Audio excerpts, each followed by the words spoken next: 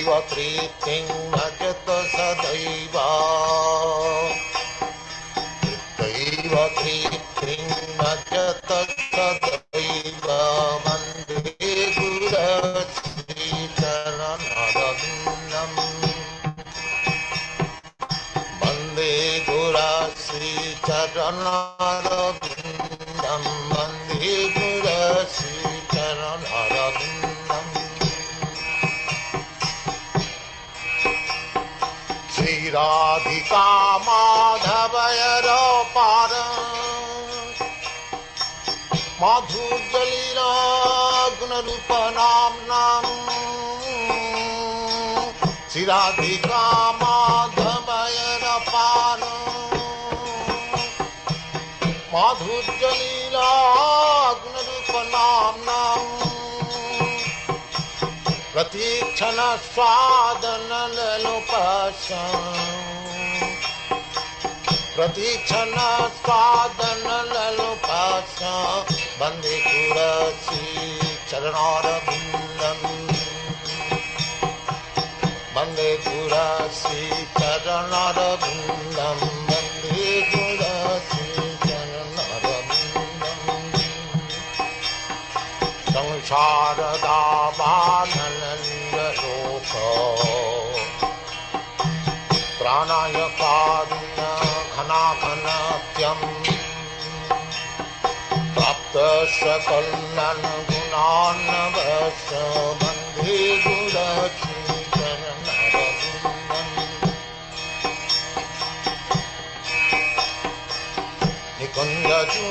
निकुञ्जजूनरतिकेली सिद्धैः निकुञ्जजूनारतिकेली सिद्धैः जाजालिभिर्युक्तिरपेक्षणीया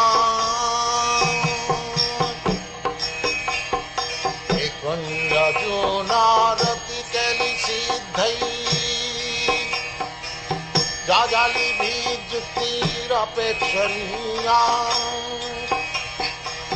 तत्रातिदाक्षादतिबलवशम् Vande गुरश्री चरणरविन्दम् Vande गुरश्री चरणरविन्दम् Vande गुरश्री चरणरविन्दम् Vande गुरश्री चरणरविन्दम् संसारनामानललिलोक प्राणाय Karunya घनाघनतम् भक्तकल्लन गुणान्नवश Vande गुरश्री चरणरविन्दम् Vande गुरश्री चरणरविन्दम् Vande गुरश्री चरणरविन्दम्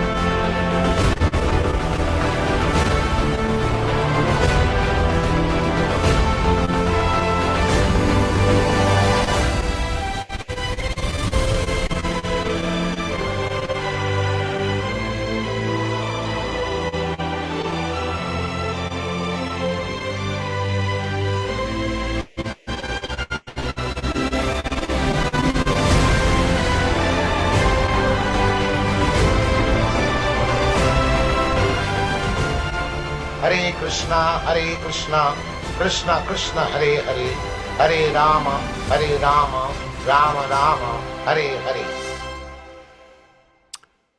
Hare Krishna. Good morning, everyone.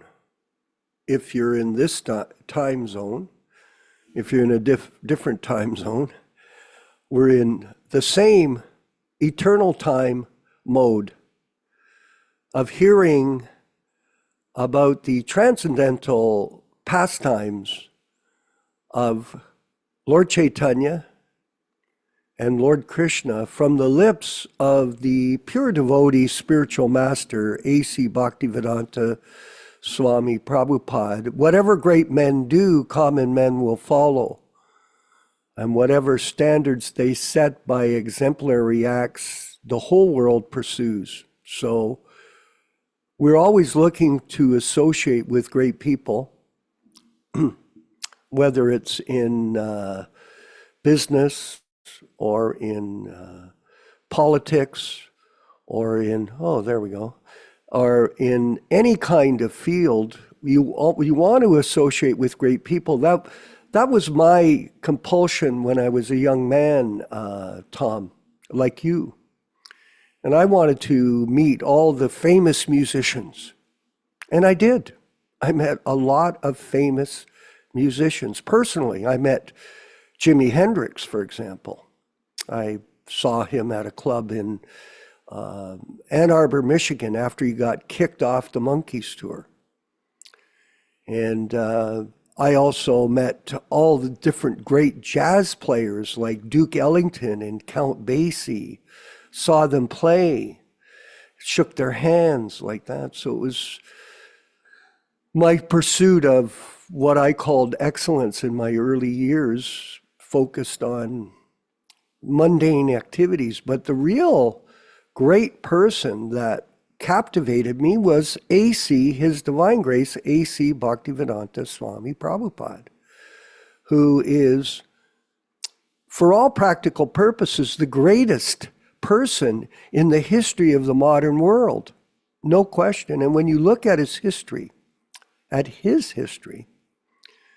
you study it like we are, the diaries, and you see how he struggled, all the austerity that he underwent to establish the Krishna Consciousness movement, not only in his travels to America, but prior to that, there was also great struggle for him in India.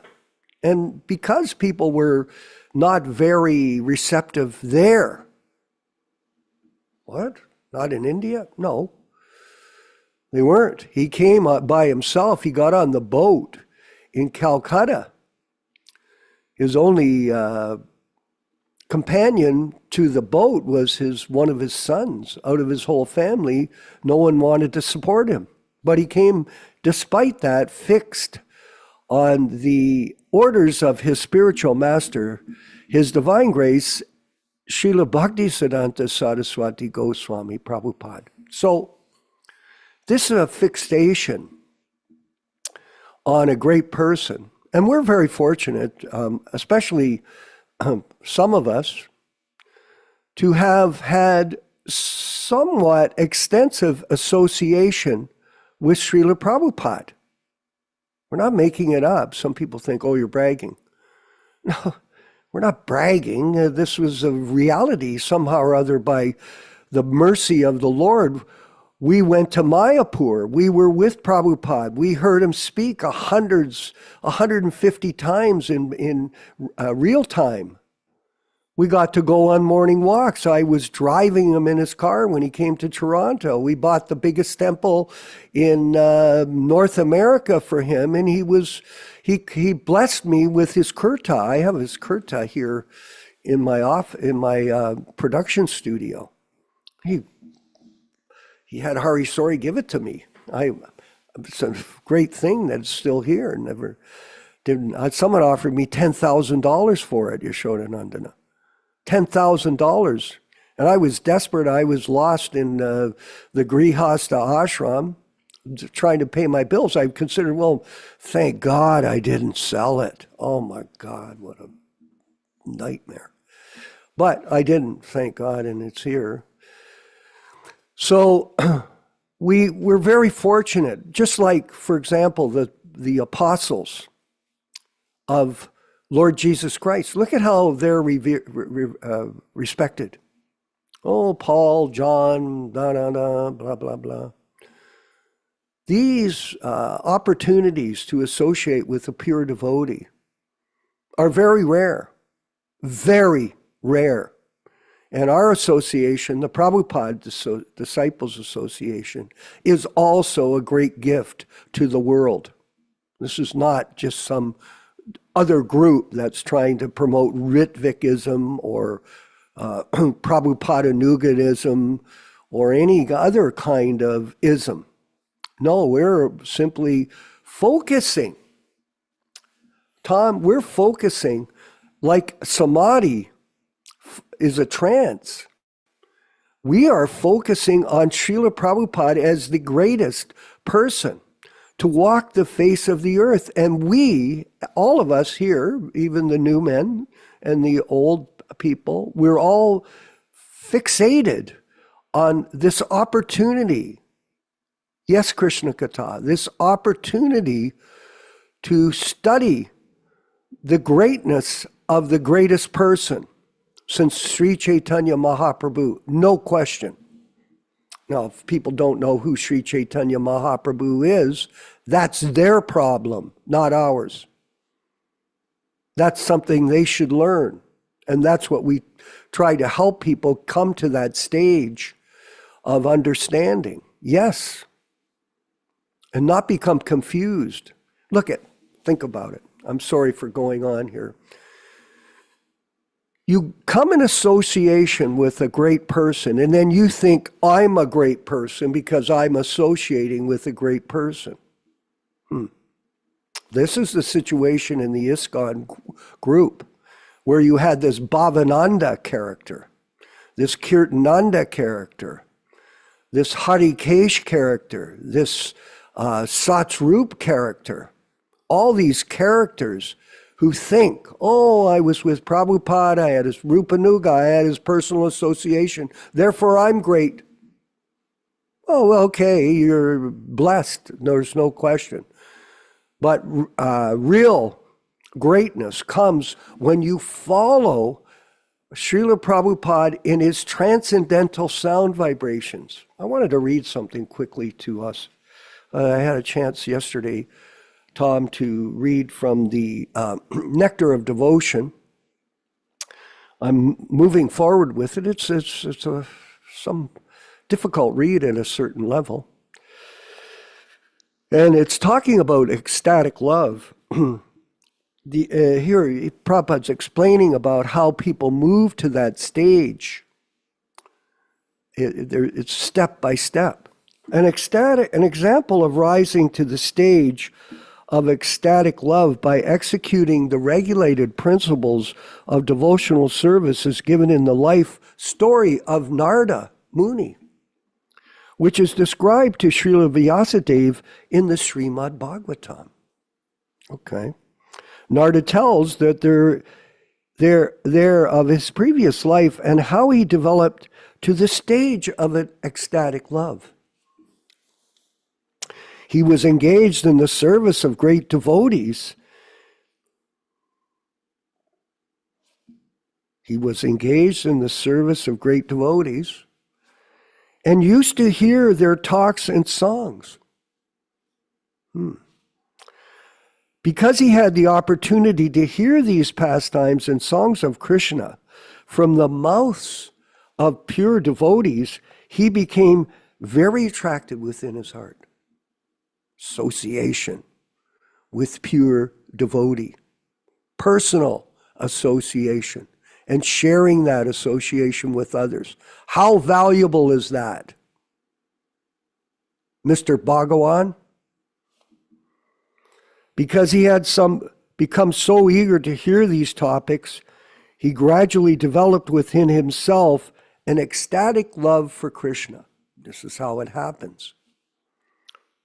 This ecstatic love prior to the pure love of Krishna, because in the next verse, Nārada confirms that by the gradual process of hearing from the great sages.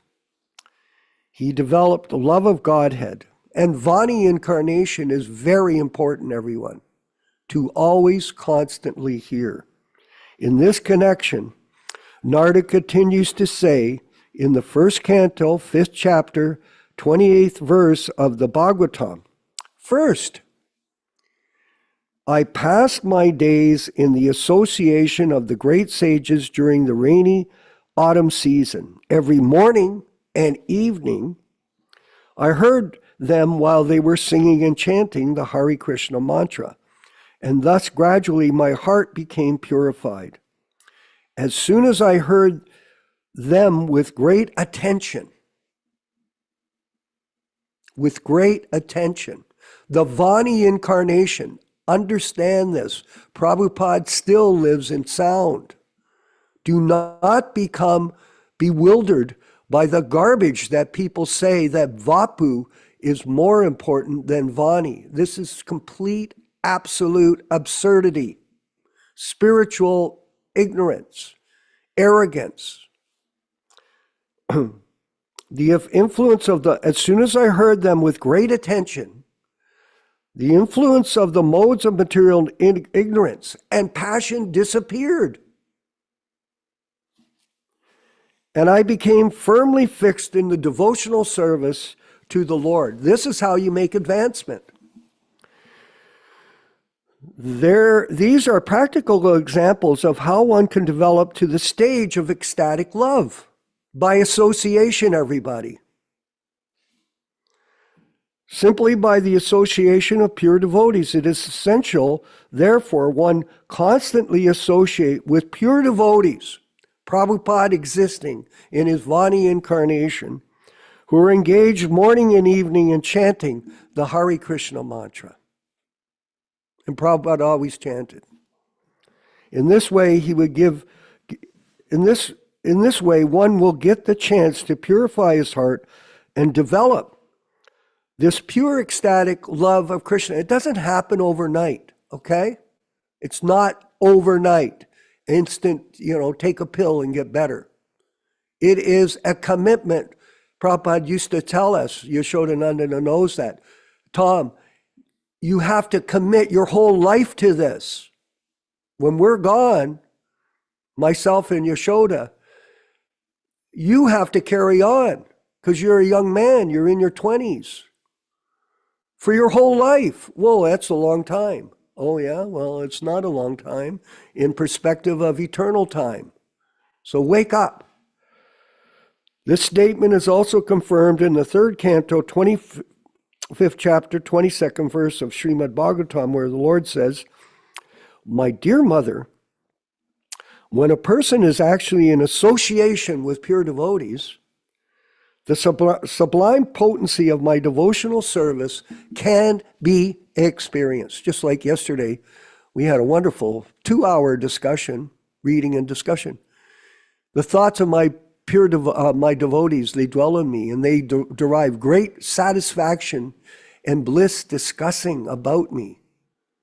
When we talk about Prabhupada, when we talk about Krishna, when we talk about this movement, we feel bliss.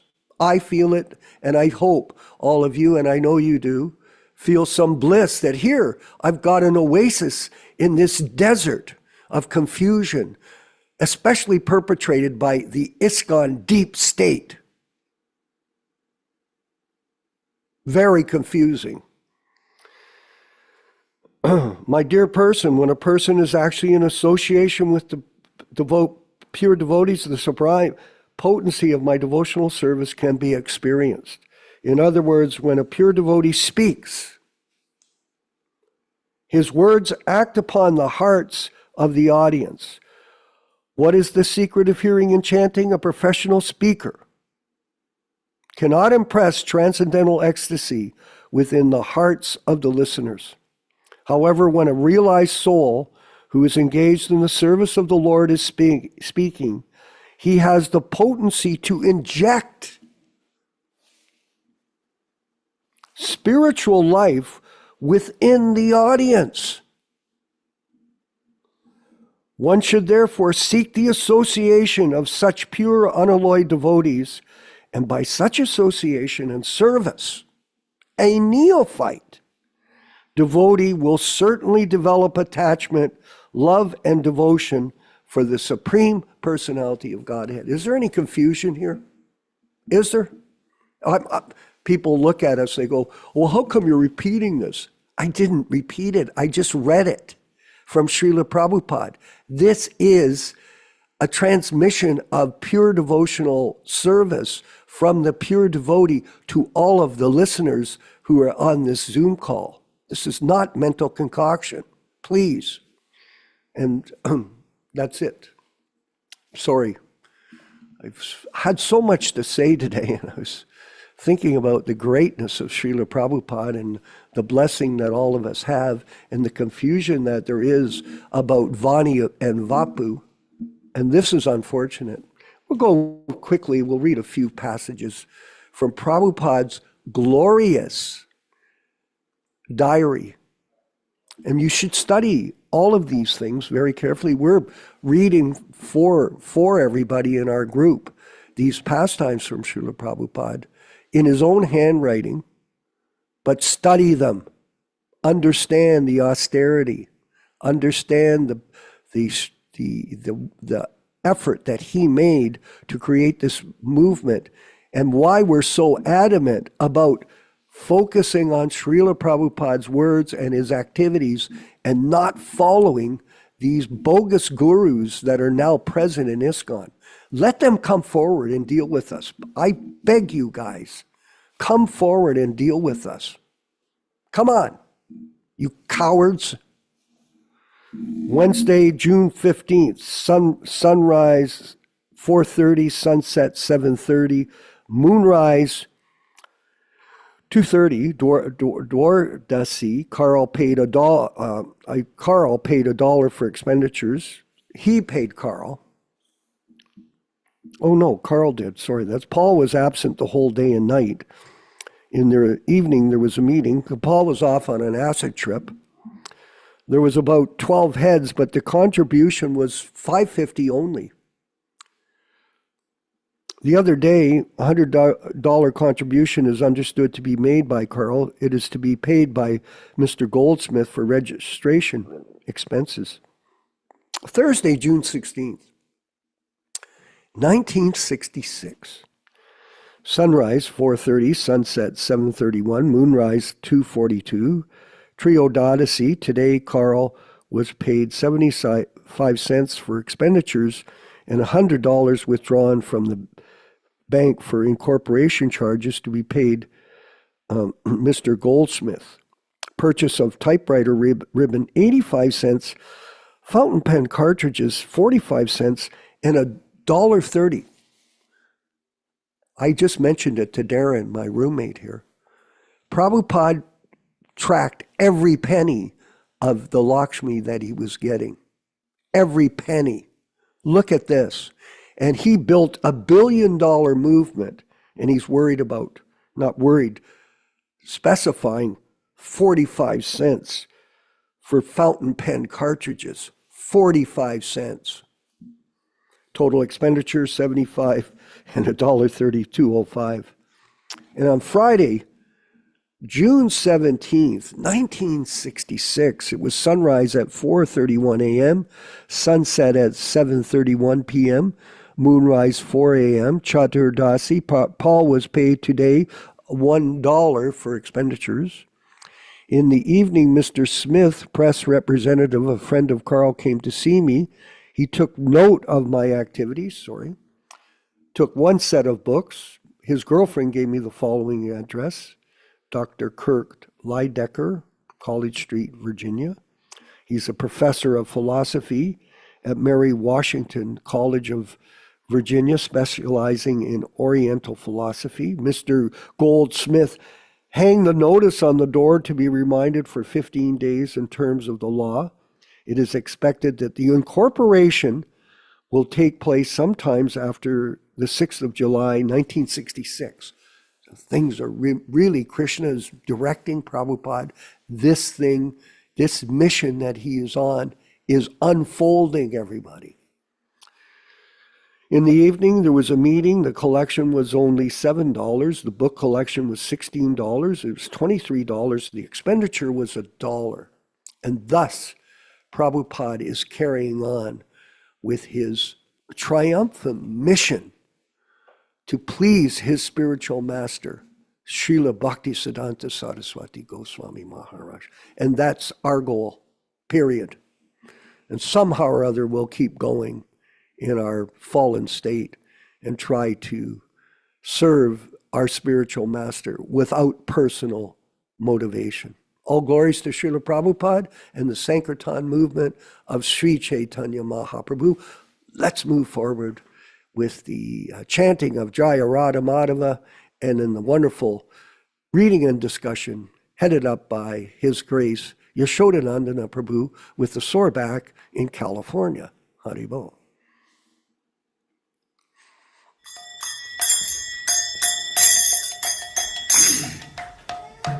Sai.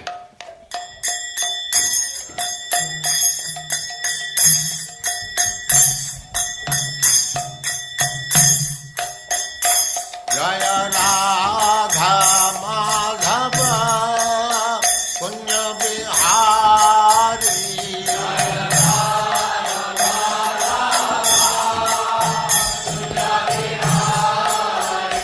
Jaya Radha Madhava Punya Bihari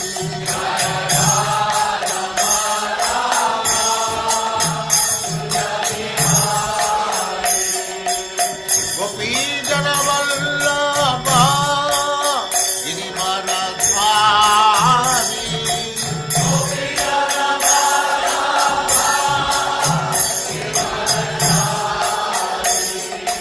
Gopi Jana Vallabha Girivaradhari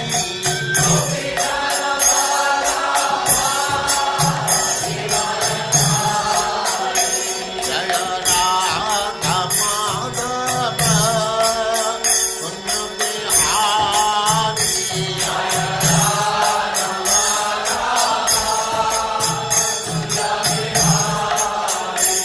Jaya Radha Madhava Punya Bihari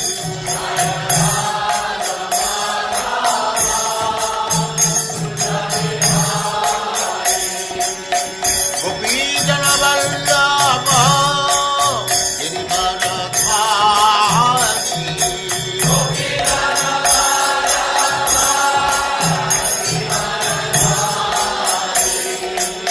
Yaśodā-nandana Braja Jana Nandana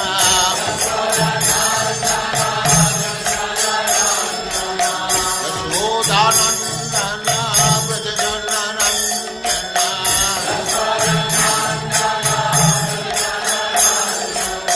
Jamuna Tira Vanachari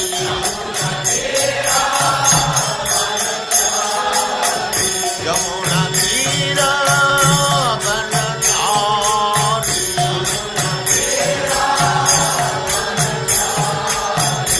Jaya Radha Madhava Punya Bihari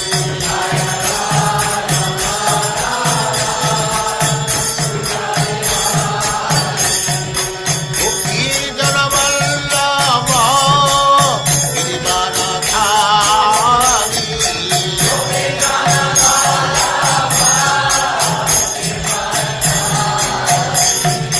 Gopi Jana Vallabha Girivaradhari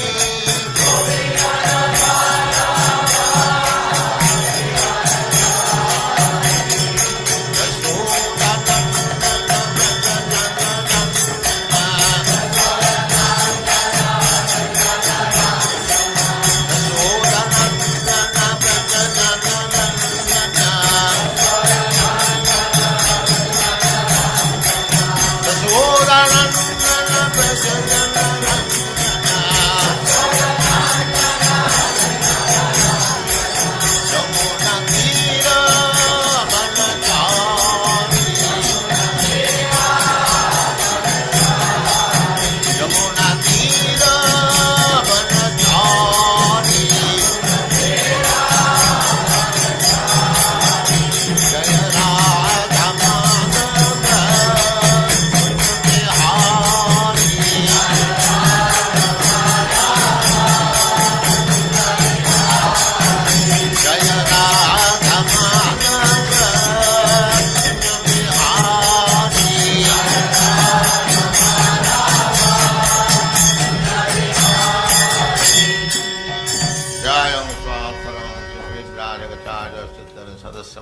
Bhaktivedanta Swami Prabhupāda ki jai, Ananta Koti Vaishnavrinda ki jai, Namacharya Śrīla Haridas Thakur ki jai, Prem se kaho Shri Krishna Chaitanya Prabhu Nityananda Sri Advaita Gadadhar Sivas Adi Gaur Bhaktivinoda ki jai, Shri Radha Krishna Gaur Gopinath Sam Kund Radha Kund Giridhavan ki jai, Vrindavan Dham ki jai, Navadvip Dham ki jai, Swami Bhaktivinoda ki jai, Ganga Mai ki jai, Jamuna Mai ki jai, Tulasi Devi ki jai, Bhakti Devi ki jai, Swami Bhaktivinoda ki jai. All glories to the assembled Lord. All glories to the assembled Lord. Thank you very much.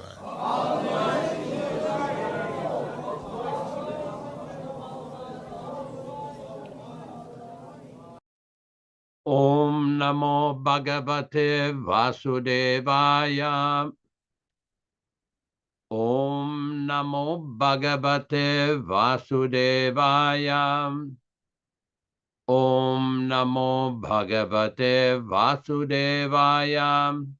O my Lord, Sri Krishna, the son of Vasudeva, the all-pervading personality of Godhead, I offer my respectful obeisances unto you. From Śrīmad-Bhāgavatam 1:1:1. Nārayanam namaskrityam. Nārayanam namaskrityam. Naram chaiva narottamam. Naram chaiva narottamam. Devim Saraswatim Vyāsam.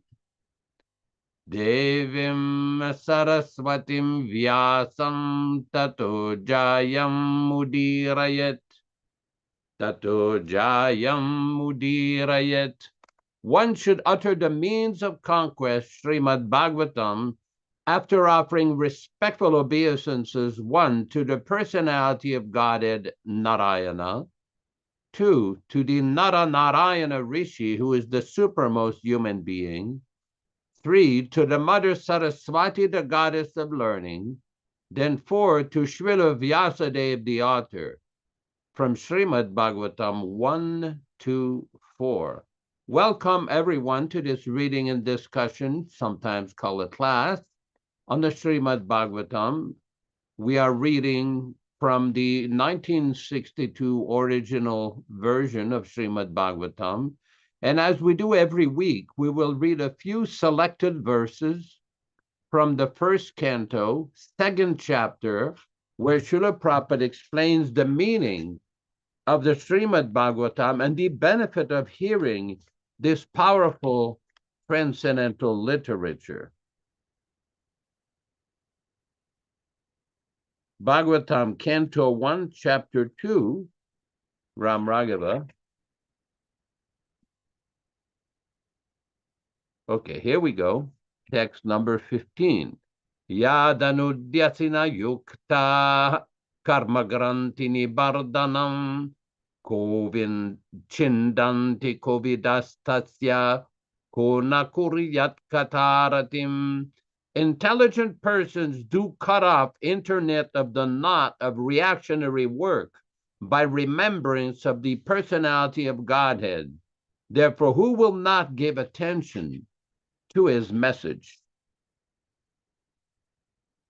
Shushrushuhu saddadanasya vasudeva kataruchihi tyanmahat sevaya vipraha punyatirtha nishevanat. O the twice-born sages, by serving those devotees who are completely freed from all ranges of vice, a standard of great service is done. And as the result of such great service, affinity in the messages of Vasudeva is made possible. Srinvatam svakataha Krishnaha punyasravana kirtanaha hridyantastoya badrani vidunoti surita satam. Sri Krishna, the personality of Godhead, who is also the Paramatma in everyone's heart and the benefactor of the truthful devotee, thus cleanse the desire for material enjoyment in the heart of the devotee who has developed the urge for hearing his Krishna's messages, which are themselves virtuous when properly heard and chanted. Nashtaprayeshu babadrishu nityam bhagavata sevaya bhagavati uttama shloke bhaktir bhavati naistiki. By regular attendance in the Bhagavatam class or rendering service unto the pure devotees, all that is inauspicious in the heart of a candidate becomes destroyed almost to nil, and thus loving service unto the personality of Godhead, who is praised with transcendental songs, comes into being an irrevocable fact. Tadarajastamo bhava kamalo bhadayaschaye chetayetera viddam stitam satviprasidati. As soon as irrevocable loving service is fixed up in one's heart, at that time the effects of the nature's mode of passion and ignorance, such as lust, desire, and hankerings, etc., do disappear from one's heart, and he becomes fixed up in a mode of goodness, which makes him completely happy. Evam parapasanna manasu bhagavad bhakti yogataha bhagavad vijnanam mukta sangasya jayate. Thus, when one is positively fixed up in the mode of unalloyed goodness, the enlivened-minded man affected by contact of devotional service of the Lord can positively know scientific knowledge of the personality of Godhead in the stage of liberation from all material association. Vidyate hridaye grantis chidyante sarva samshaya chiyante chasya karmani drishtaye vatmanishwari. The knot of one's heart is thus pierced, and all misgivings are cut into pieces. The chain of fruitive actions are terminated along with the seeing of oneself, the dominating factor. We will proceed with our reading. Today we will be reading from Canto 1, Chapter 6, text number 5 and 6. 5.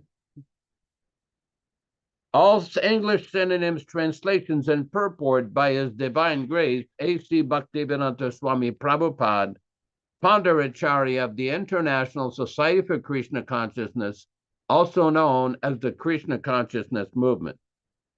Nārada uvacha bhikshubhir vipravasite vijnana drishtivir mama vartamano vasyavadye tato etad akarosham.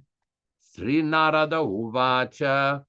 Sri Nārada said, Bhikshubhir, by the great sages, vipravasite, having departed for other places, vijnana, scientific spiritual knowledge, adrishtibhir, those who imparted upon me, mama, mine, vartamano, present, vayasadye, before this duration of life, tato, thereafter, etad, this much, akarosham, performed. Translation by Śrīla Prabhupāda.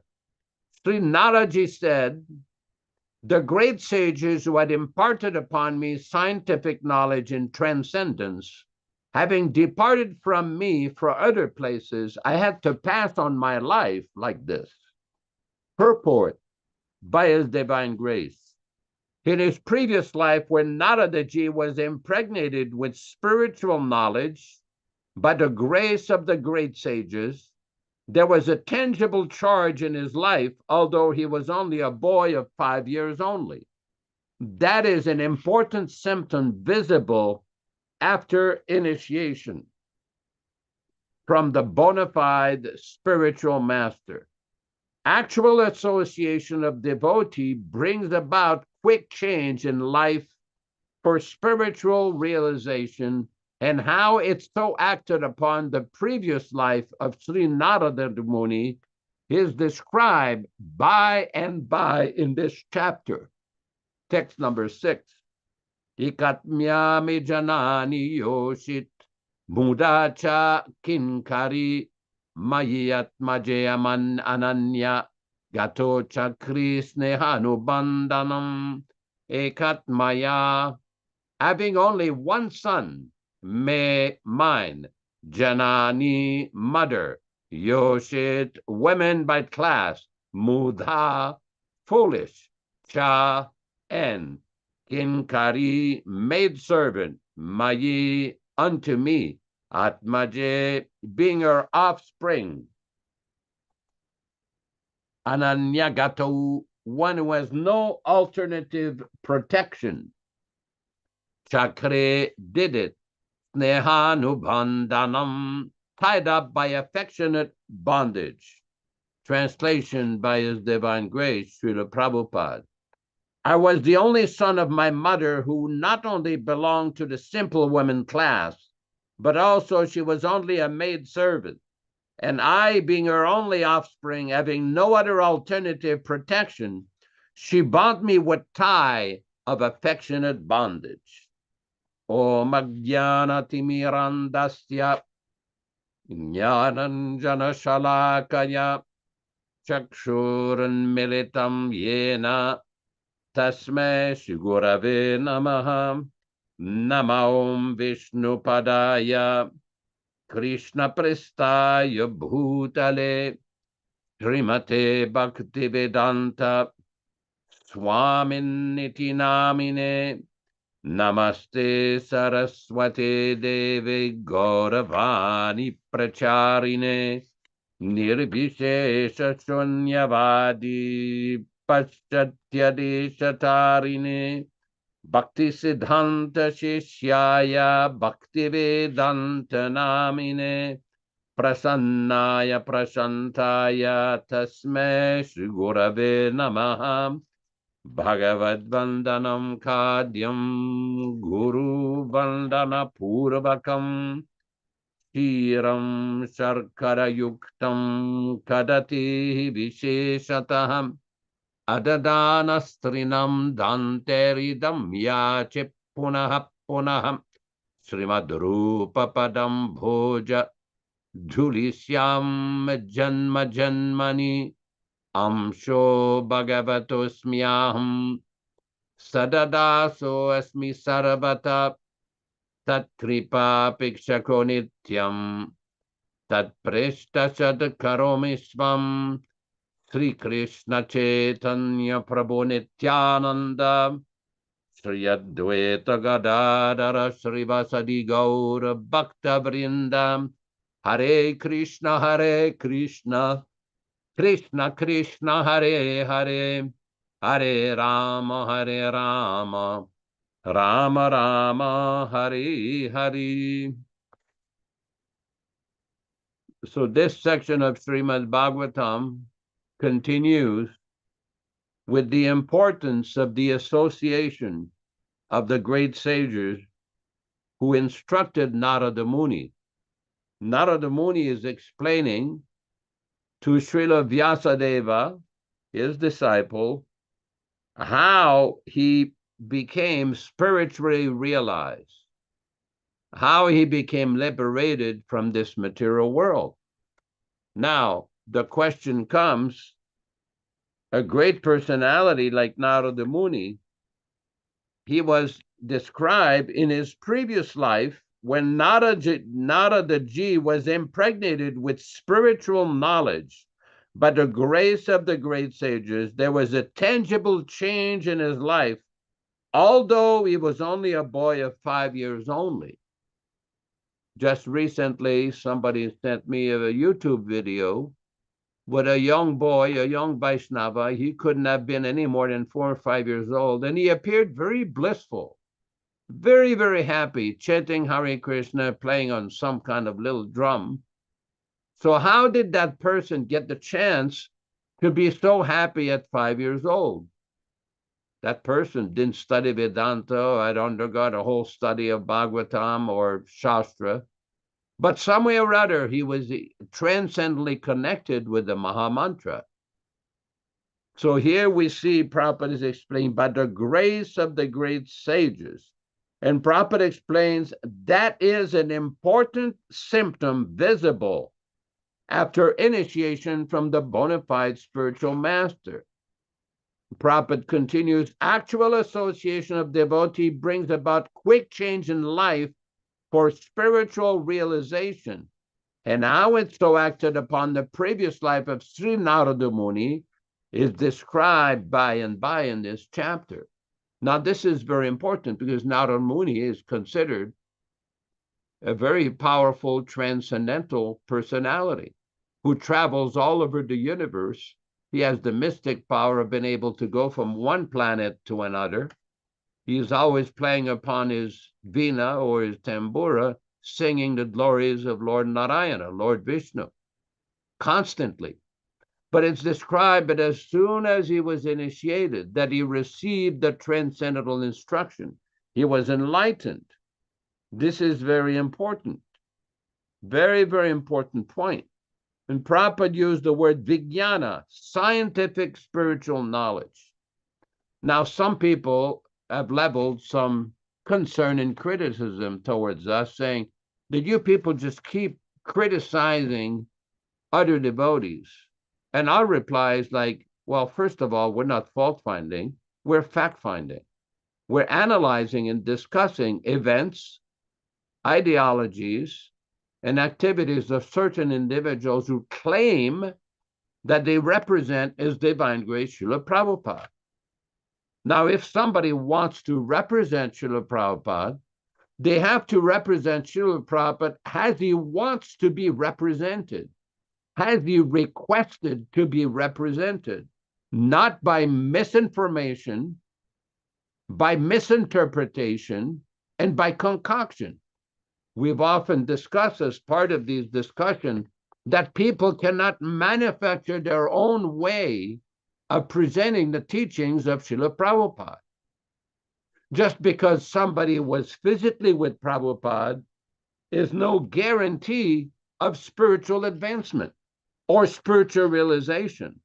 One may experience some sentiment, one may experience some emotion, but one has to be able to be enlightened by the knowledge given by the Acharya. And this will be reflected in what they say. It's not just, well, I was with Prabhupada, and somebody will say, I received so many letters, or I was a big devotee in his organization, or I got so many morning walks with Prabhupada, and I got to be in his room. I was there, and I understand better than you rank and file devotees or newcomers. No, that is not the criteria. The criteria is to understand the proper siddhanta, the proper knowledge given by Prabhupada. And how do we know they have not understood? When they publicly filed in Washington, D.C., USA, in the United States Copyright Office, that Prabhupada was just a worker for hire. This is their level of understanding of Śrīla Prabhupada. Compliments of the deep state. Compliment of the swamp, the political swamp, the cartel that controls the GBC Society of West Bengal. This is their level of understanding of the pure devotee, the Mahabhagavata, the Shakti Vaishavatar, the pure devotee who came from Vaikuntha. Just in the beginning of this program, I sent an email out where Prabhupada was describing very nicely. Let me see if I can pull it up and read it, because I think it's a very important point. This is regards to the position of a pure devotee. How does a pure devotee, how are we supposed to understand the position of a pure devotee? Let me see if it comes up.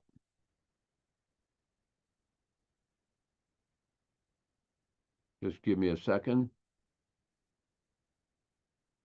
No, I can't seem to be able to pull it up.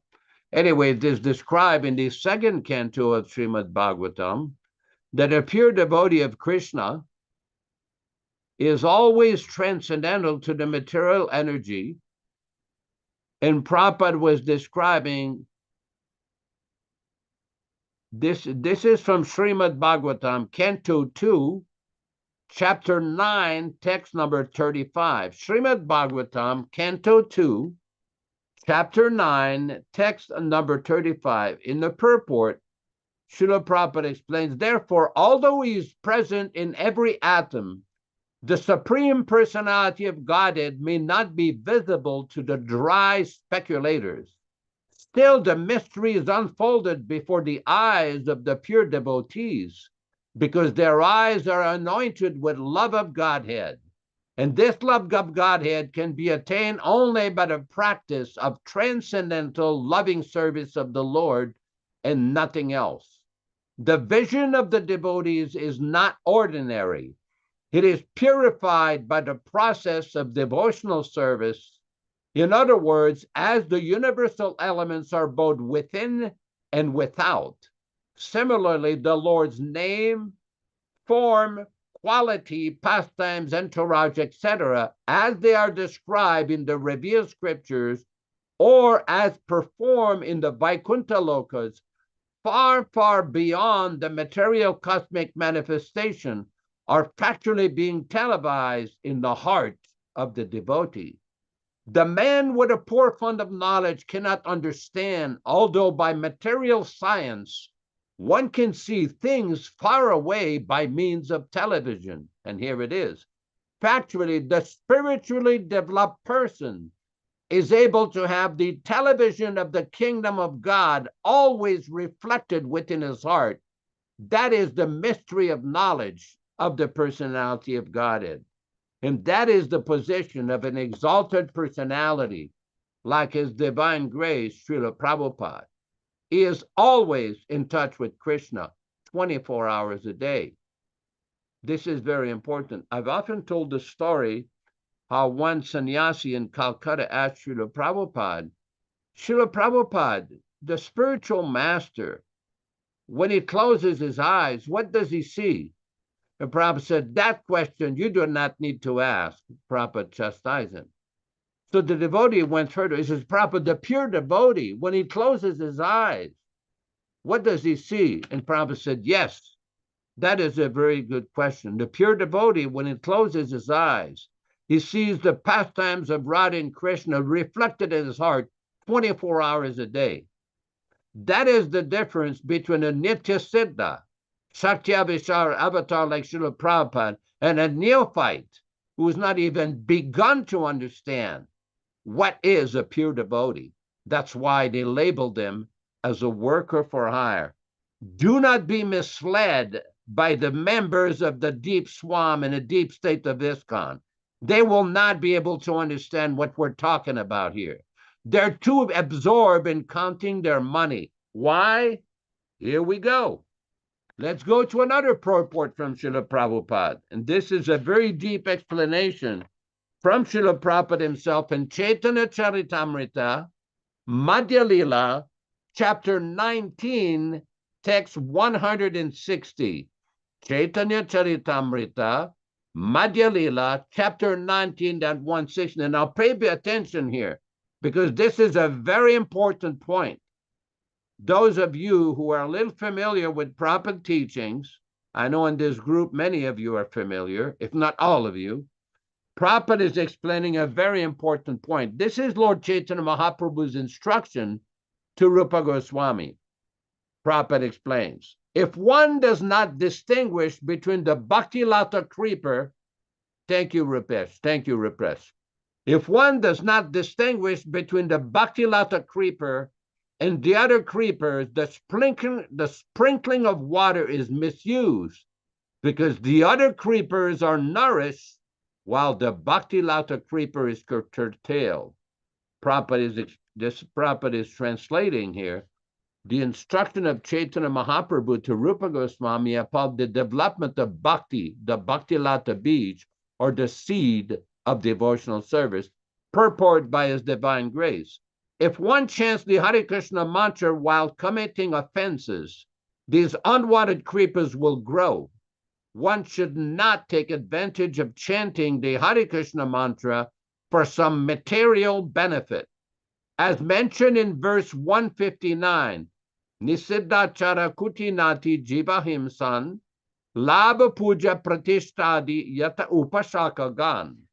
The unwanted creepers have been described by Śrīla Bhaktisiddhanta Saraswati Thakura.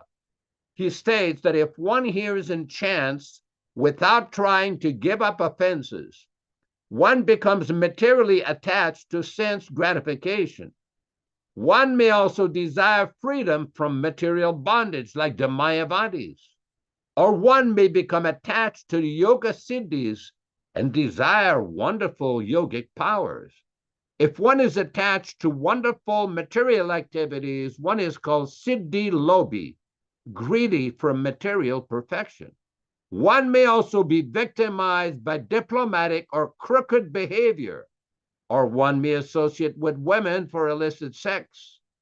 Others may make a show of devotional service like the Prakrita Sahajias, and listen to this one, or one may try to support this philosophy by joining some caste or identifying himself with a certain dynasty, claiming a monopoly on spiritual advancement.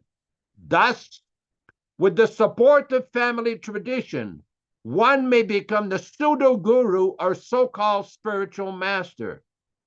Does that ring a bell for those who have invented this election process, this voting process of guruship, who claim that they are the only ones, that only by their voting one can become a spiritual master?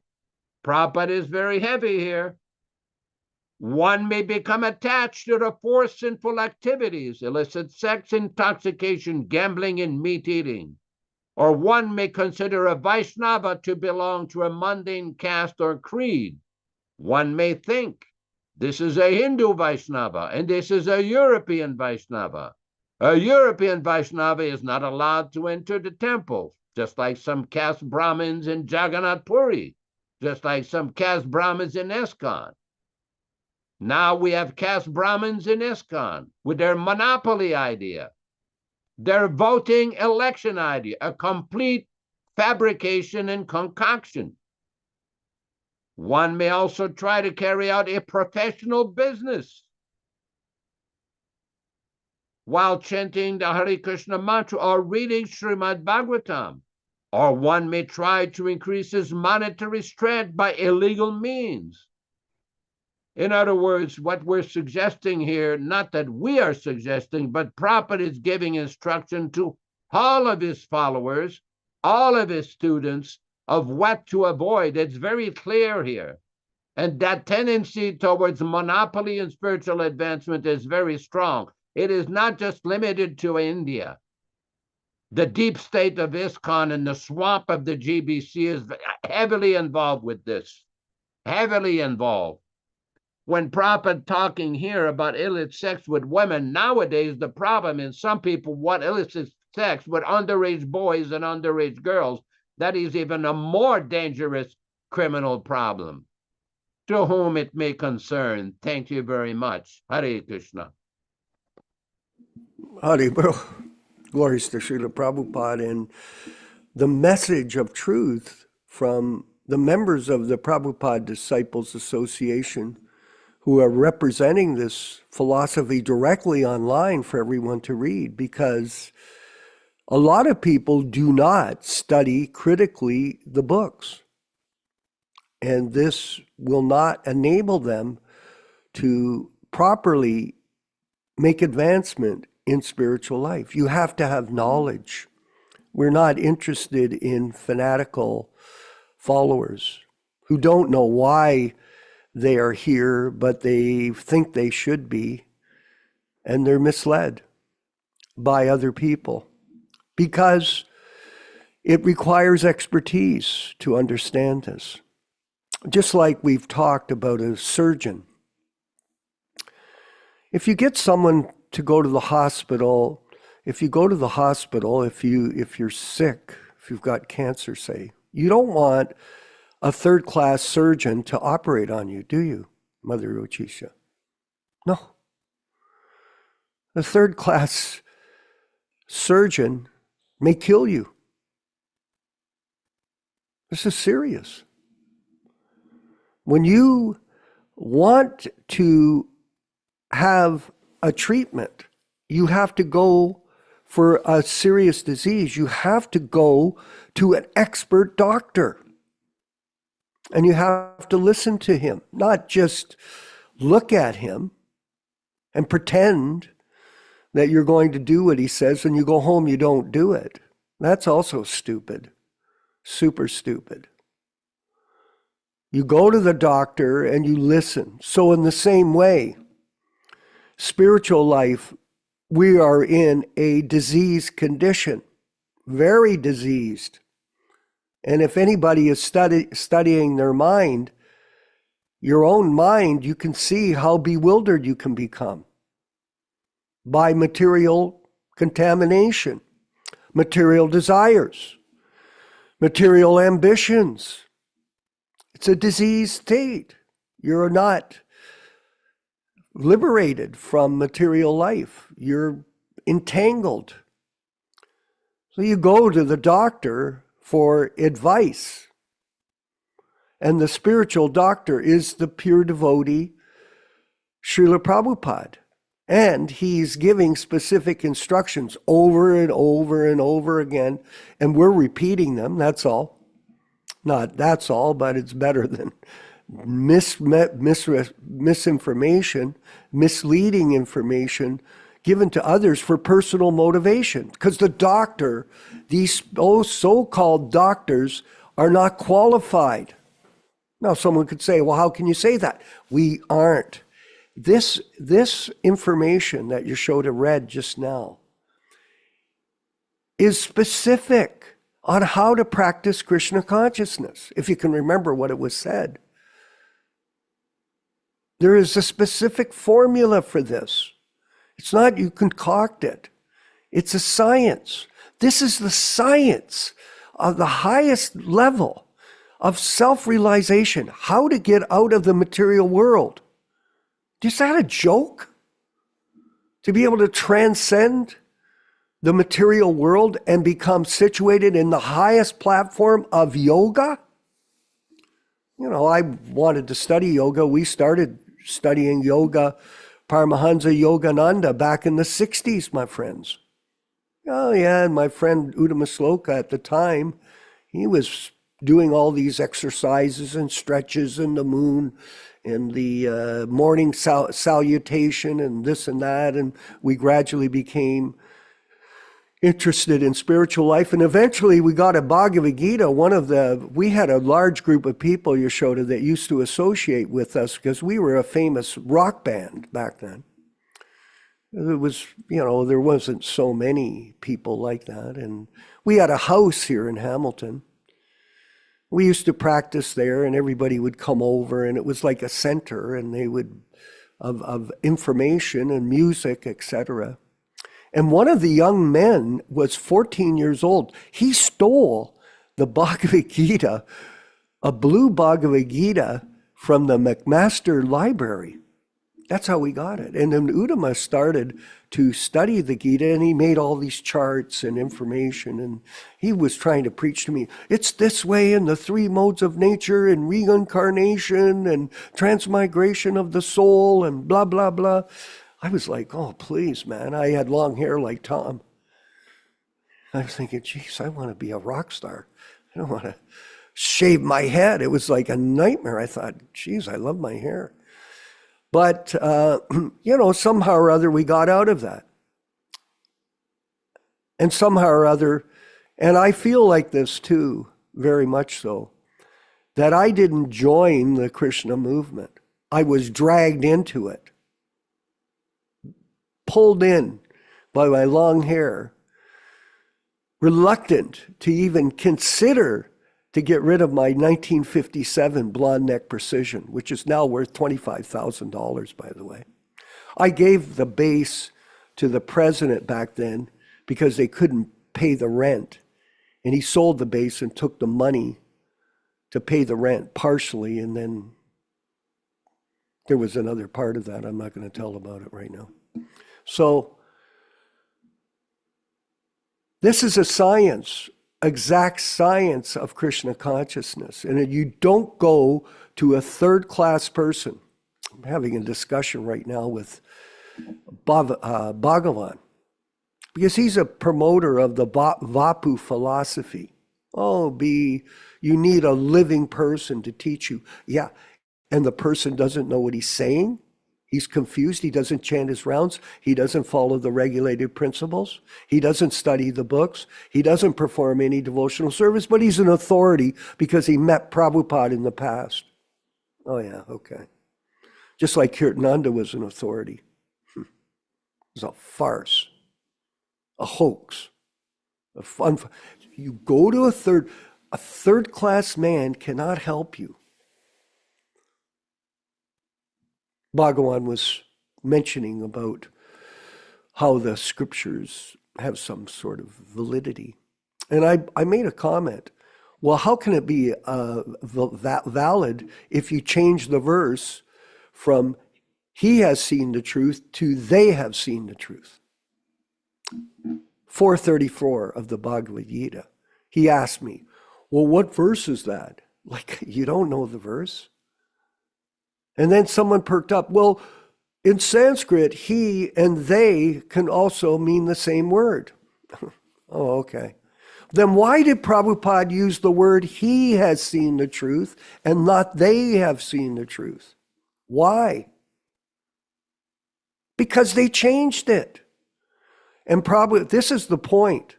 Prabhupada said, what is the authority of Bhagavad Gita when a third-class man changes the words? Is that a first-class physician? Is that a person that's going to cure you of material disease, just like a third-class doctor is going to cure you of cancer? No, he's going to kill you, not cure you. Kill you.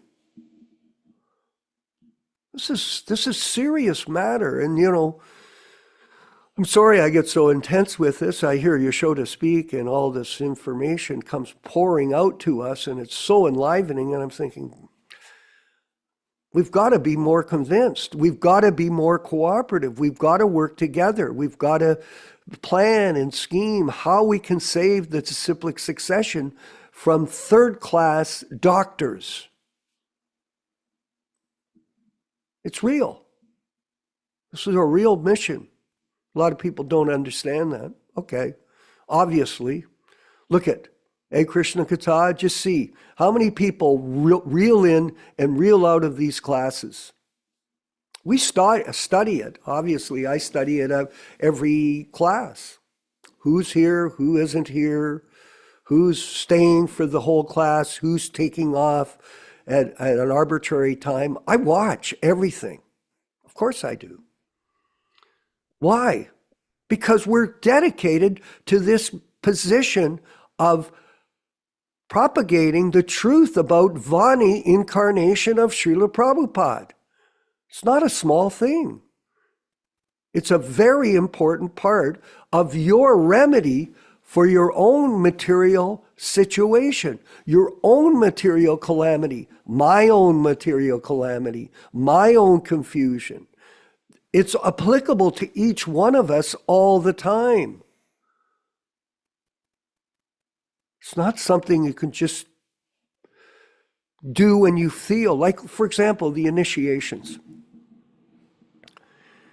In the future, anybody that wants to get initiation, and Bhaktivedanta, you saw yesterday, I read the rules. Well, the most important thing is you have to come to the classes. You don't come to the classes, you don't hear the philosophy, you don't study the books, you don't get inspired with this association, but you think, oh, I want to be a Prabhupada disciple.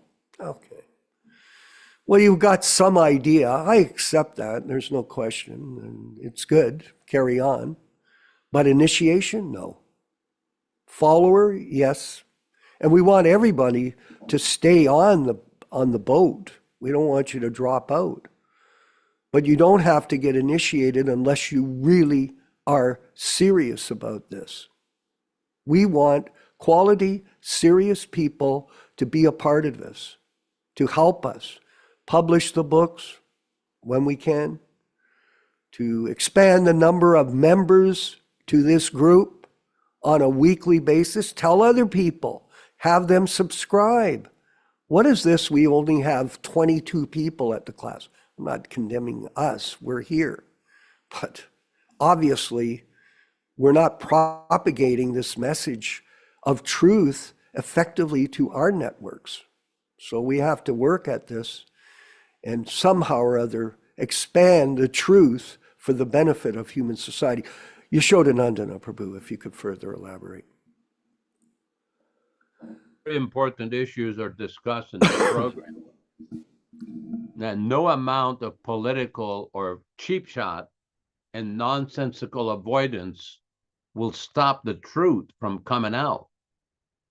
There's been a lot of discussions all over the internet amongst devotees. Devotees were upset that Prabhupada's books were being changed, that children were molested and abused, that devotees were abused, banning, beating, devotees getting kicked out.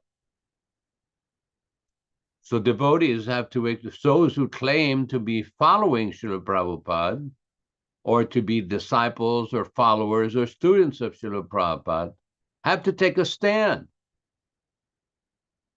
People cannot rationalize the nonsense that has gone on and say, well, I was there and I understand Prabhupada's real intentions and real teachings, and how all this deviation and nonsense came in.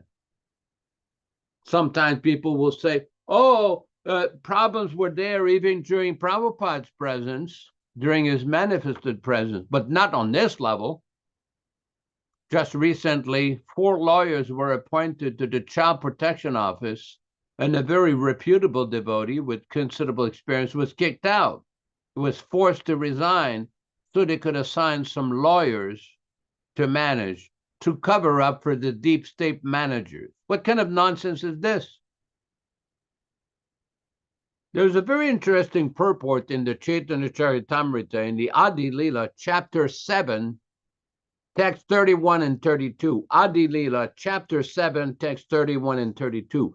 And this is a very good explanation why Śrīla Prabhupada is still the Acharya who is initiating and injecting transcendental knowledge to millions of people.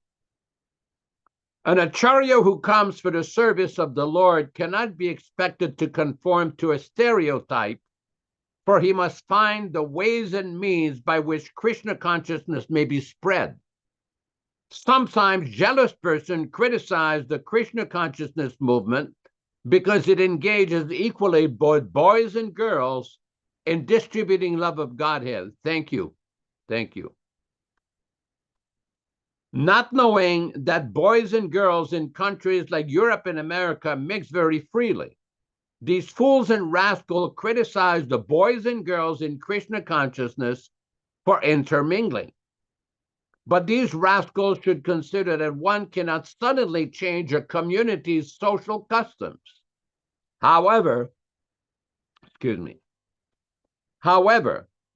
since both the boys and girls are being trained to become preachers, those girls are not ordinary girls, but are as good as their brothers who are preaching Krishna consciousness. Therefore, to engage both boys and girls in fully transcendental activities is a policy intended to spread the Krishna consciousness movement.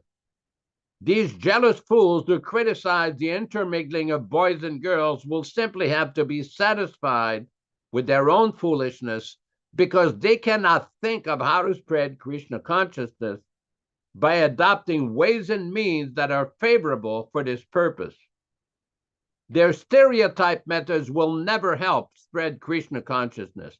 Therefore, what we are doing is perfect by the grace of Lord Chaitanya Mahaprabhu, for it is he who proposed to invent a way to capture those who strayed from Krishna consciousness. Now, what's important about this, and we've discussed this before, Prabhupada adopted many things which were not completely standard practice in his preaching of Krishna consciousness. Recently, I saw a picture of Prabhupada walking in Golden Gate Park in 1968 or 67 with Yamuna Devi Dasi. Now, as we know, sannyasis don't take walk with women. That is forbidden in Shastra. But Prabhupada is not just an ordinary devotee. He's not just an ordinary sannyasi. He was a super empowered devotee who was sent by Chaitanya Mahaprabhu to bring the Krishna consciousness movement. In 1969 in Los Angeles, Prabhupada was in his room, and one woman came to see him. She was a very attractive Playboy type bunny, and she wanted a private meeting with Prabhupada. And Prabhupada says, no, you can talk here. And she asked Prabhupada, can I do something for you personally? Personal service. And Prabhupada said, well, you can chant Hare Krishna and take prasadam. And she says, no. I meant something personally just for you. Obviously, whatever she had in her mind was not what Prabhupada had in his mind. Prabhupada was completely transcendental, not affected by the modes of nature, not affected by the whims of the material energy. Let us always remember this. Hare Krishna. Very, very enlightening. And I thought this section here, Prabhu, was very revealing as well, where Prabhupada refers to somebody as jealous fools. Who's he referring to? Who is he referring to? Guess. His godbrothers in the Gaudiya Math.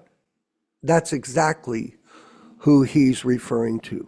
And he also says this: the stereotype methods will never help spread Krishna consciousness. Who are people that are perpetrating stereotype methods? Well, the so-called leaders of the Gaudiya Math that he left and came to America to spread Krishna consciousness without their help or assistance. This Gaudiya Math, part 1, and the ISKCON movement is Gaudiya Math, part 2. These are all warning signs for us, because there are people with opinion, so many different opinions, but they're not verifiable. They should be backed up by Shastra. Just like Yaśodā-nandana was just reading this.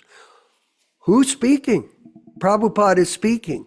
He's calling jealous fools. He's telling people, you're stereotyped, you're backward, you don't know what you're doing. That's his godbrothers. Yet our godbrothers, some of them, like this Bhagavat fellow, 420 pounds of him, is running around representing the Gaudiya Math now, and he was initiated by Śrīla Prabhupāda. I remember associating with him, Yashoda, in Vrindavan back in 1975. We were friendly. I tried to talk to him about this. He canceled me online. Oh, the letter that was sent to you from Śrīla Prabhupāda, do not associate with my godbrothers. Prabhupada sent me a personal letter. He said, that's just for you. Okay. You're a nutcase. You're nutty. You try to read something and you misinterpret it, you give a different opinion, and you want me to associate with you? Goodbye. Don't come back. I don't want to see you. I don't want to know you. Let you be judged by your spiritual master, our spiritual master, and Krishna. It's not my position, and I don't want to deal with you. We have to know, everybody, how to qualify people. Don't be stupid. Don't be sentimental. Look, for some time when I fell down out of my real estate world of success, I had to get a job. I was working for BMW selling expensive cars. I said sold millions of cars. But the first thing that you do when you get people in the showroom, there's people called tire kickers. They come and they kick the tire. Oh yeah, I'd like to buy this BMW. Well, you like to buy a BMW, you better have a lot of cake in the bank, my friend. You got to have money. I don't think you can just buy a BMW. So what you do is you have to qualify the person. You have to ask them these probing questions. And then you finally discover, it's called hot buttons. You discover who they are and if they're real buyers or they're tire kickers or dreamers or whatever. But you have to qualify. So in the same way, we have to be able to qualify people that claim to be spiritual leaders and they're not. Here's the point. You can judge a man by how he speaks. Yes, it reveals the mind. When people speak nonsense, we have to know what is the difference. Be someone who is Prabhupada conscious, who is focused on Prabhupada, and those that are focused about their own personal ambitions.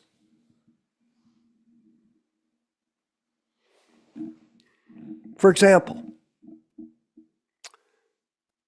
I have godbrothers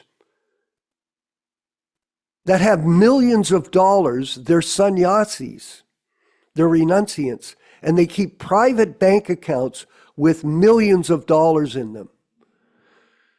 This Romapad, so-called sannyasi, there are many reports of it. I have a devotee in Chicago who's given me the information. This guy has like $10 million in the bank. Come on.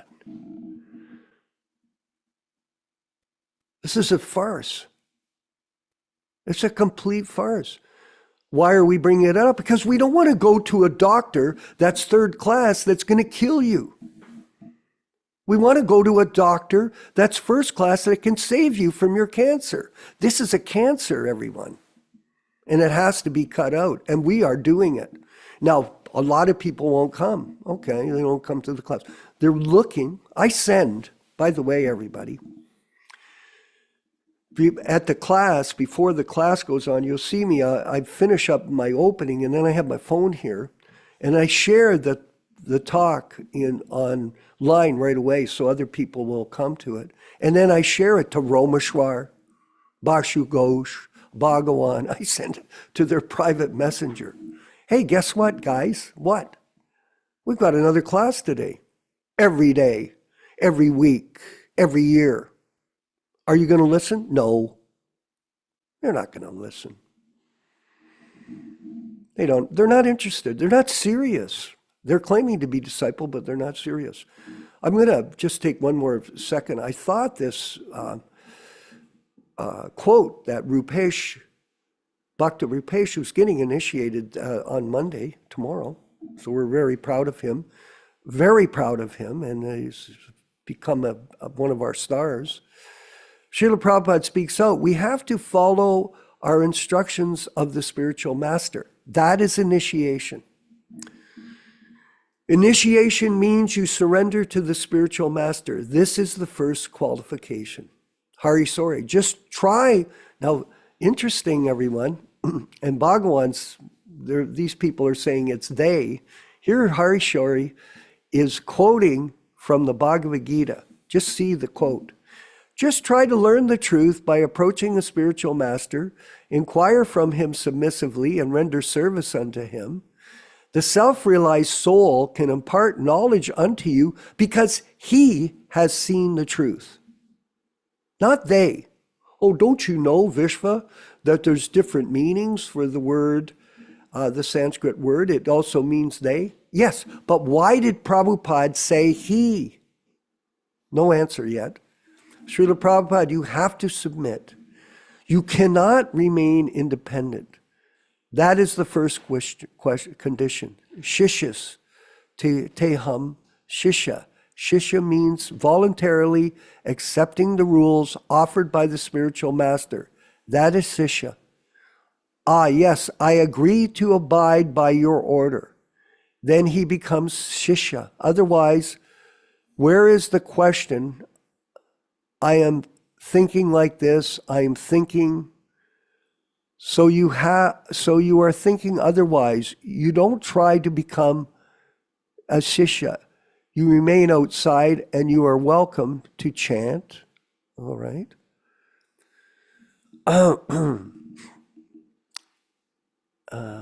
Sorry, I've sort of lost it here. Remain as a friend. There is no harm. That's what we say. Please carry on, keep coming. And maybe you'll become inspired from within to become a disciple. Just like so many people, they come. So keep these things. 1,020 checks, not 1,000. This way, what is the wrong thing there? Hari sorry. So that point of initiation means that you're prepared to do something more than simply chant and eat prasadam. Prabhupada, Śrīla Prabhupāda. Initiation means you surrender to the spiritual master. That is the first qualification. And if there is still hesitation to surrender to the rules and regulations and honor such spiritual master, they shall not become what? Initiated. And that's a room conversation with Śrīla Prabhupāda in Honolulu. So there, his words are speaking on how to become. I always say that. It's up to the person, it's not up to us. You show us, take a leadership role, step up, do more than we are humbly trying to do, and take a leadership role. Run with the ball. Here it is. Go ahead. Score the touchdown. Go back home, back to Godhead. Yaśodā-nandana Prabhu, if you could further explain. Well, there's not much more to be explained than statements directly from Śrīla Prabhupada. And this is the difference between people who claim that just because they had mere physical proximity or physical association with Śrīla Prabhupada, that this entitles them to a special position, to a special understanding. Yeah, we respect every Vaishnava, and it's very good. They're good fortune, they're exceptional good fortune that people have had the association of Śrīla Prabhupada. We don't deny that. We don't decry or deny that. But one should not just rely on the fact that he had physical association with Prabhupada and then they'd stop following. I've seen so many people, no rounds, no neck beads, no tilak, wearing hair like a hippie or a beatnik, and then claiming that these people, oh, I've been initiated, I had so much association with Prabhupada. And when you start asking them questions, the answers don't fit. The answers don't fit. And a lot of times they say, oh, I no longer want to talk to you. I cannot talk to you. I don't want to deal with this.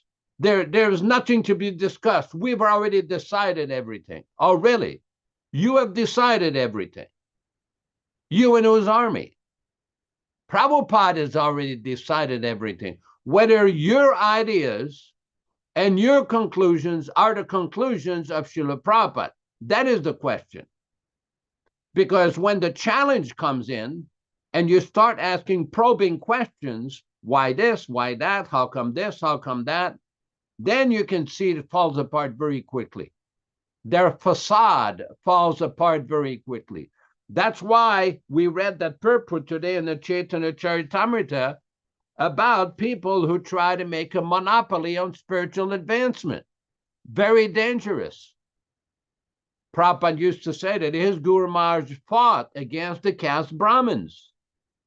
He fought against the caste Brahmins of Bengal who were claiming a monopoly on spiritual advancement. In the Nectar of Devotion, Prabhupada explains there was a great struggle for some time, but it's been conclusively established that anyone from any part of the world can become a bona fide Gaudiya Vaishnava from any part of the world. This was Śrīla Prabhupada's mercy and his Guru Maharaj's mercy. Because we've seen this has always been the problem in Gaudiya Vaishnavism and Vaishnavism with caste Brahmins or people claiming a monopoly on spiritual advancement simply for money making. There's a lot of references to that point in Prabhupada's lectures, in Prabhupada's books, many places. And people should be aware of it and not fall victims to this type of mentality. Very insidious, dangerous mentality. Prabhupada is available right now to any sincere soul. Speaking of which, tomorrow morning at 8:30 a.m., Bhakti Rupesh Prabhu will be initiated, and another lady will also be initiated. We'll have a fire sacrifice in this room here, and we have another devotee that has come to help us doing this program. So we invite all of you. I believe a Zoom link has been sent to all the members of this group and other people. So we invite you to join in and participate in the program. And we hope that everything goes very nicely. Hare Krishna. It will go nicely, and it's a great victory. And we want to thank our godbrother in Mexico, too, who also initiated 3 people a few weeks ago. So things are going on. Here's a really interesting question from Kantadas, who's hopefully on the call here.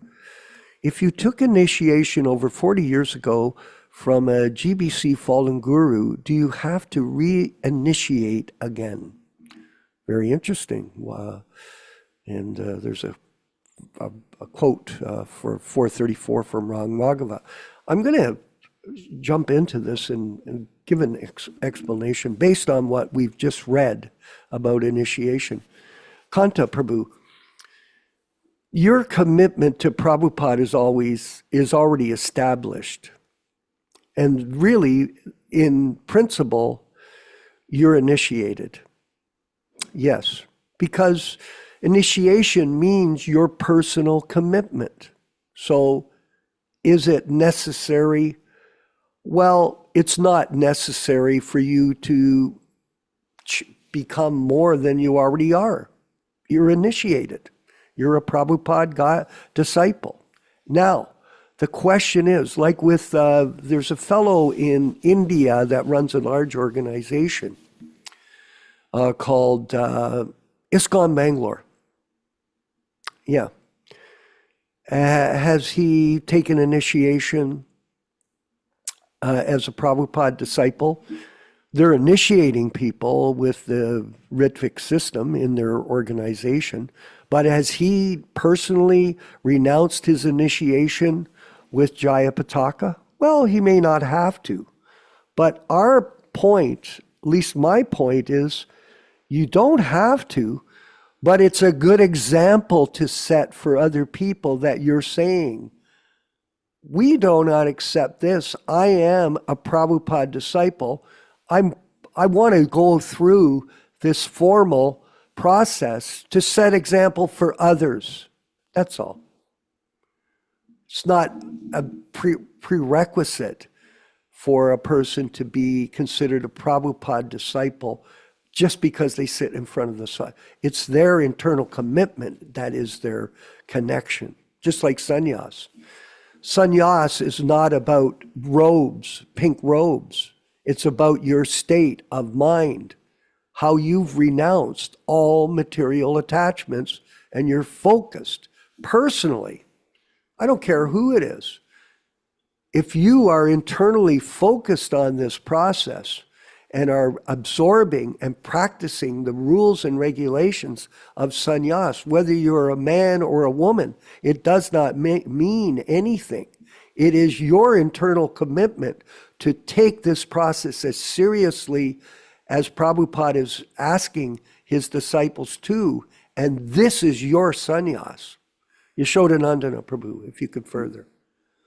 Yeah, I want to repeat a point that we've discussed before. This program, we're not attacking any group of people, any group of individuals, everything. We make different comments. The idea is to better understand Prabhupada's teachings and its proper application.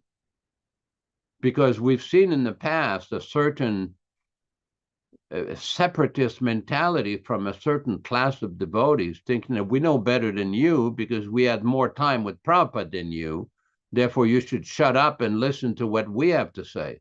Well, that kind of mentality has not helped to people very much, has it? At least in North America, it has not. Since 1977, how many millions of books have they distributed? Why are the temples empty? Why a temple that had 45 or 50 devotees are reduced to 3 or 5 or 6 devotees after millions of books? So something is not connecting here. So the point about initiation is to make a commitment. Now, if somebody thinks that somebody who was never authorized as an initiating acharya or Diksha Guru by Śrīla Prabhupāda can go on and give initiation to people, it's a pious belief. But we keep asking the same question. When and where did you get the specific order from Śrīla Prabhupāda to act as an initiating guru? Because the people say, well, why do you keep bringing this point all the time? Because you claim that you had been appointed. You claim that Prabhupada appointed you as his successor and as a Diksha Guru. When did you get the order? And I'm referring to 1977. Why? If everything was so clear to you in this group of people, why did you run to other advisors to get clarification for something that you told Prabhupada that it was clear? It was clear on Prabhupada's mind. That's why you said his name was on the list. What list was he referring to? The July 9th, 1977 letter, Prabhupada's final order for his initiation system for his followers and his students in the future. They concocted this whole idea of acharya, of successor acharya and initiating guru on a basis of a fabrication, of falsehood. And when we challenge them on it and say, when did you get the order? They can't answer. They'll have some more interpretation, so many crazy interpretation, but they cannot give the evidence, the actual legal evidence. There is no record of this nonsense appointment. Hare Krishna. Well, thank you, everyone, for being a part of today's program. Unfortunately, we're coming to the end of today's discussion, but it's an opportunity for us to carry on and continue to study and chant and preach. And if you require any assistance from us, either Yaśodā-nandana Prabhu or myself or any of the other good God brothers that are in the group here, you please reach out and we'll try to get the contact information for you to be in touch with them and ask them questions. It's okay. I always answer the phone pretty much all the time. And when anybody calls, I even call people on a regular basis around the world and see how they're doing, and hopefully they're doing all right. I know that Tom gets a hold of me occasionally, and we speak and we chat, and he's taking on some kind of Mayavadi people these days. He goes, well, I don't know if I should do that. I go ahead. See how they make out. Go ahead, try, go in, step into the battlefield. So thank you, everybody, for being a part of that.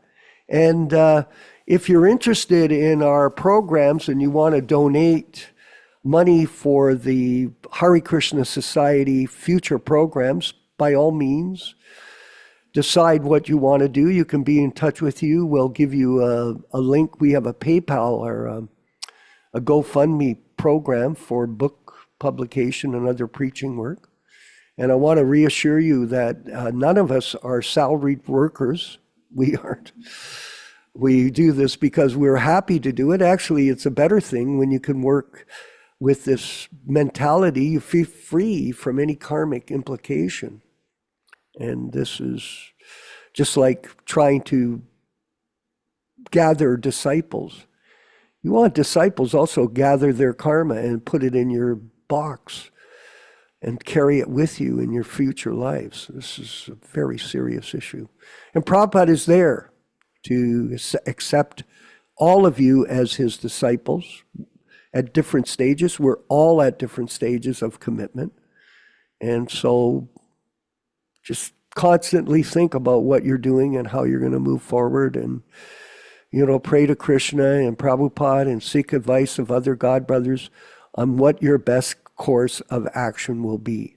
This is a journey in eternal time. All glories to Śrīla Prabhupada and the Sankirtan movement of Sri Chaitanya Mahaprabhu. And we'll look forward to seeing you on Thursday.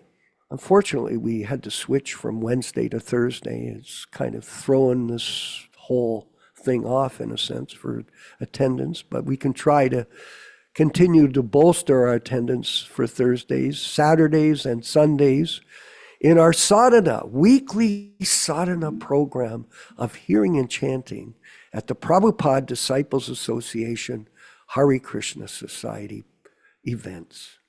So thank you again. Let's move forward with the chanting of Hare Krishna, led by His Divine Grace A.C. Bhaktivedanta Swami Prabhupāda, and then we'll have our final sections of the broadcast. Hare Krishna, Hare Krishna, Krishna Krishna, Hare Hare, Hare Rama, Hare Rama, Rama Rama, Hare Hare. Hare Krishna, Hare Krishna, Krishna Krishna, Hare Hare, Hare Rama, Hare Rama, Rama Rama, Hare Hare. Hare Krishna, Hare Krishna, Krishna Krishna, Hare Hare, Hare Rama, Hare Rama, Rama Rama, Hare Hare. Hare Krishna, Hare Krishna, Krishna Krishna, Hare Hare, Hare Rama, Hare Rama, Rama Rama, Hare Hare. Hare Krishna, Hare Krishna, Krishna Krishna, Hare Hare, Hare Rama, Hare Rama, Rama Rama, Hare Hare. Hare Krishna, Hare Krishna, Krishna Krishna, Hare Hare, Hare Rama, Hare Rama, Rama Rama, Hare Hare. Hare Krishna, Hare Krishna, Krishna Krishna, Hare Hare, Hare Rama, Hare Rama, Rama Rama, Hare Hare. Hare Krishna, Hare Krishna, Krishna Krishna, Hare Hare, Hare Rama, Hare Rama, Rama Rama, Hare Hare. Hare Krishna, Hare Krishna, Krishna Krishna, Hare Hare, Hare Rama, Hare Rama, Rama Rama, Hare Hare. Hare Krishna, Hare Krishna, Krishna Krishna, Hare Hare, Hare Rama, Hare Rama,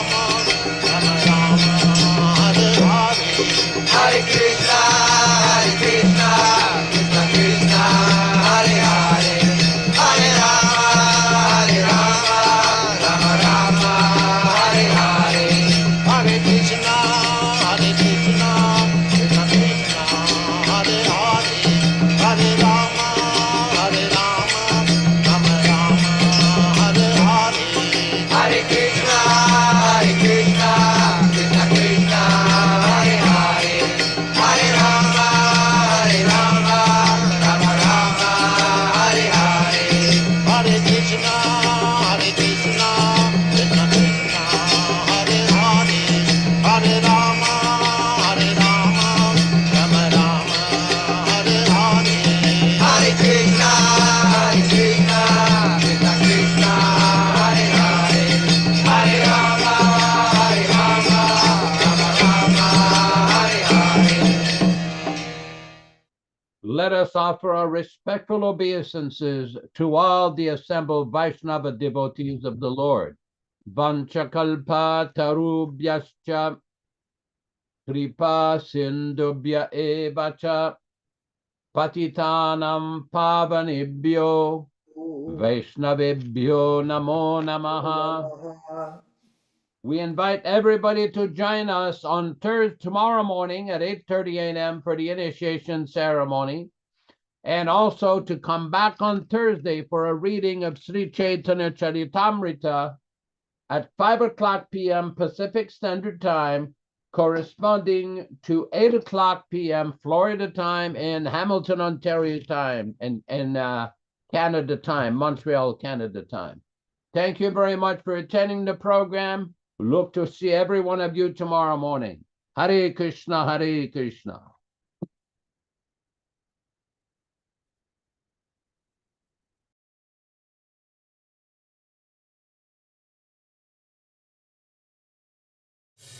Hare Krishna, Krishna Krishna, Hare Hare, Hare Ram, Ram Ram, Hare Hare. Hare Krishna, Krishna Krishna, Hare Hare, Hare Ram, Ram Hare Hare. Hare Krishna, Krishna Krishna, Hare Hare, Hare Ram, Ram Hare Hare. Hare Krishna, Krishna Krishna, Hare Hare, Hare Ram, Ram Hare Hare. Hare Krishna, Krishna Krishna, Hare Hare, Hare Ram, Ram Hare Hare. Hare Krishna, Krishna Krishna, Hare Hare, Hare Ram, Ram Hare Hare. Hare Krishna, Krishna Krishna, Hare Hare, Hare Rama, Rama Hare Hare. Hare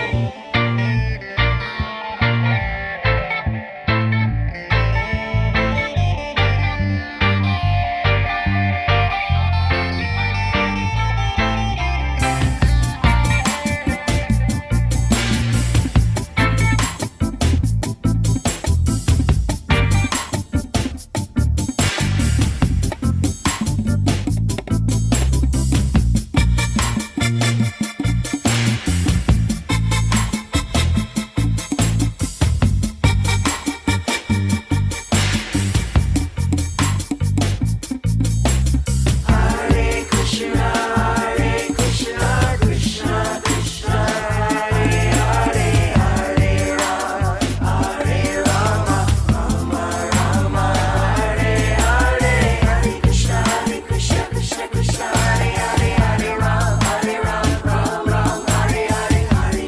Hare Krishna, Krishna, Hare Hare, Hare Ram, Ram Hare Hare. Hare Krishna, Krishna, Hare Hare, Hare Ram, Ram Hare Hare.